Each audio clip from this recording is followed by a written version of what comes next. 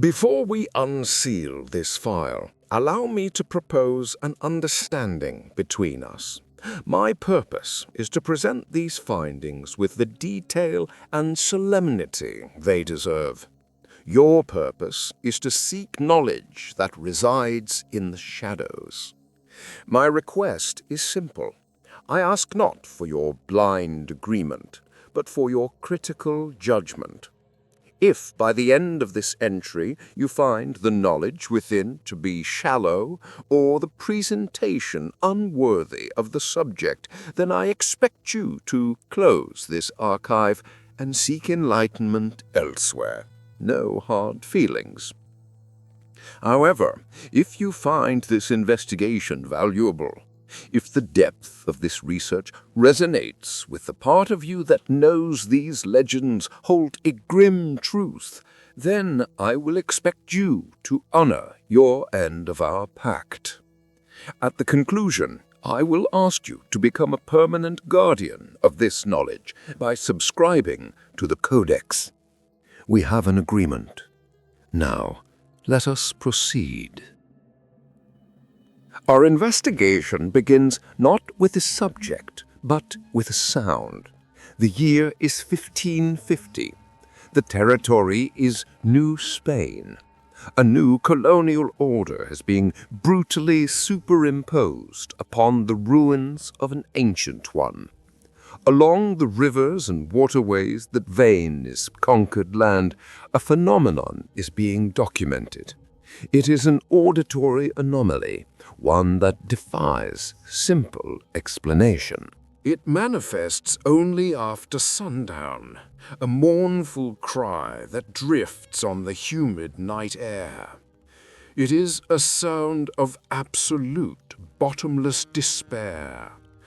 Those who hear it describe a wail that is distinctly feminine, yet possessing a volume and an ethereal quality that no human throat could produce.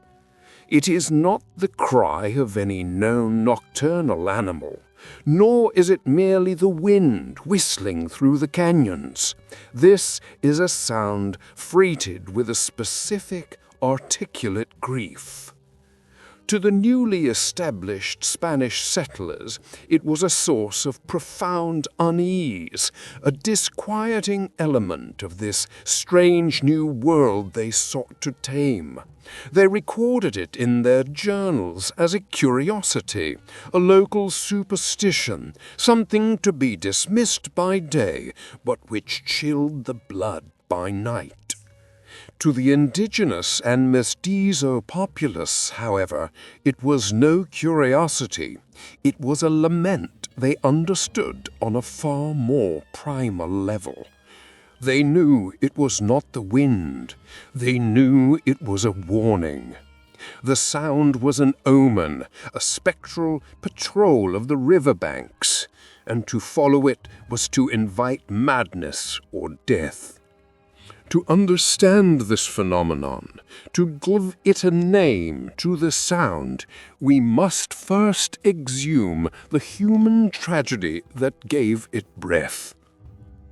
The subject of this file is a woman whose historical records are fragmented, her identity stitched together from generations of oral tradition. For the purposes of this archive, we shall refer to her by the name most commonly associated with her legend, María.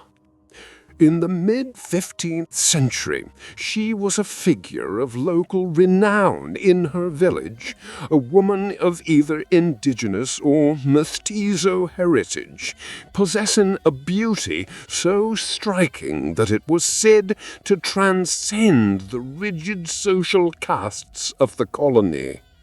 Her life was irrevocably altered by the arrival of a wealthy Spanish nobleman. He was a peninsular, a man born on the Iberian Peninsula, which placed him at the apex of the colonial hierarchy. He was captivated by Maria's beauty, and she, in turn, was drawn to his status, his power, and the promises of a world far beyond her own. An affair began between them, a passionate but fundamentally unequal union. For the nobleman, it was a diversion, a relationship that existed outside the rigid expectations of his class. For Maria, it represented a total emotional and social investment. In time, she bore him 2 sons.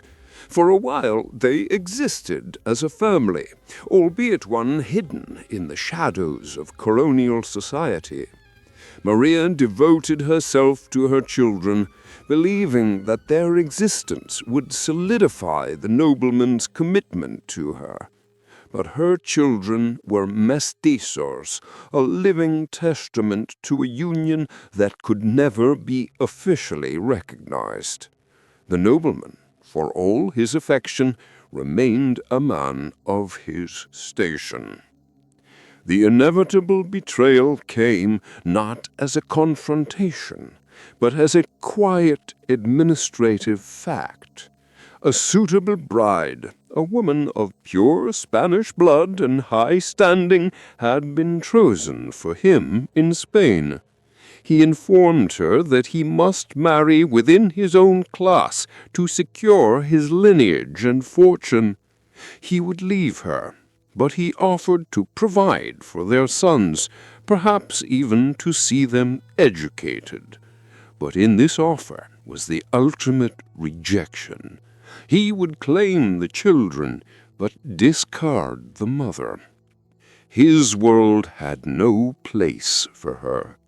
The foundation of Maria's life and her sanity had been fractured.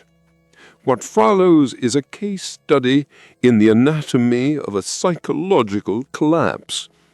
The nobleman's betrayal was not merely a heartbreak. It was an invalidation of Maria's entire existence. The grief was total, but it did not remain passive. It festered, transmuting into a white-hot consuming rage directed at the source of both her love and her pain, her children. In them she saw his face, his betrayal. They were the anchor that tied her to him, and in her shattered mind they became the object of her vengeance. One evening, in a fugue state of despair and fury, she led her 2 small sons to the same river that had once been the backdrop to her secret romance. There she committed the ultimate transgression. She forced them into the dark flowing water and held them under until their struggles ceased. The moment the act was complete, the madness receded, and a sanity more horrifying than any psychosis crashed down upon her. The immediate, crushing, and absolute realization of what she had done broke her spirit entirely.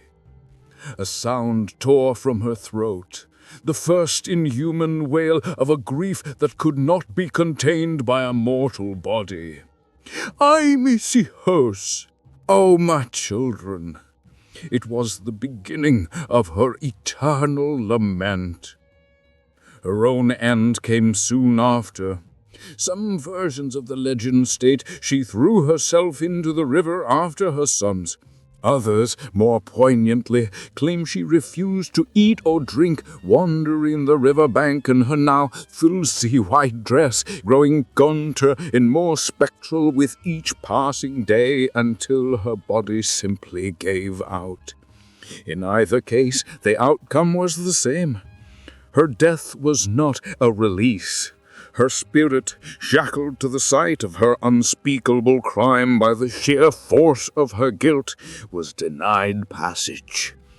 The woman named Maria was gone. The phenomena known as La Llorona had begun. The manifestation is now a fixture in the paranormal archives of the Americas. Field notes compiled from centuries of witness testimonies provide a consistent, chilling profile. She appears as a tall, slender apparition, almost always clad in a spectral white gown, which observers have likened to either the wedding dress she was never to wear or a burial shroud she is typically obscured. Her face is either hidden by a long, dark hair or indistinct, as if her features have been eroded by endless weeping. Her behavior is that of a traumatic loop. She does not interact with the living in a coherent manner. She is a prisoner of her own memory, eternally searching. Her patrol is confined to waterways, rivers, lakes, and even man-made canals. She drifts along the banks, sometimes weaving into the water itself, her progress slow and tormented. And always she is weeping. The Auditory Phenomenon is her very essence, the desperate, soul-shattering cry for her lost children. This is what makes her a predatory entity. The sound of a living child, particularly one crying or wandering alone near the water at night, draws her attention. In her spectral confusion, she mistakes them for her own sons. She will approach, her arms outstretched, a figure of both pity and immense danger. It is said the children who are lured into her grasp are pulled into the water and drowned, as she repeats her tragic crime in a futile, eternal attempt to reclaim what she destroyed. To dismiss La Llorona as a mere ghost story is to ignore the profound socio-historical context from which she emerged. She is not just the spirit of a single tragic woman. She is a resonant cultural symbol, an archetype born from the violent collision of two worlds. Consider her history. She is the personification of the native and mestizo populations, seduced by the promises of the Spanish colonial powers, only to be betrayed and abandoned once their usefulness was exhausted. Her children, the mestizos, belonged to neither world, and were ultimately destroyed by the schism between their parents. Her eternal weeping search along the river is the search for a stolen future, for a generation lost to conquest. Her cry is not just that of one mother. It is the lament of a culture grieving its immense losses. She is a monument to a historical trauma, a ghost whose origins lie not in the supernatural, but in the all-too-real horrors of history. She endures because the echoes of that betrayal have never truly faded from the lands she haunts. Does a tragic story justify a monstrous act? Leave your judgment in the records below.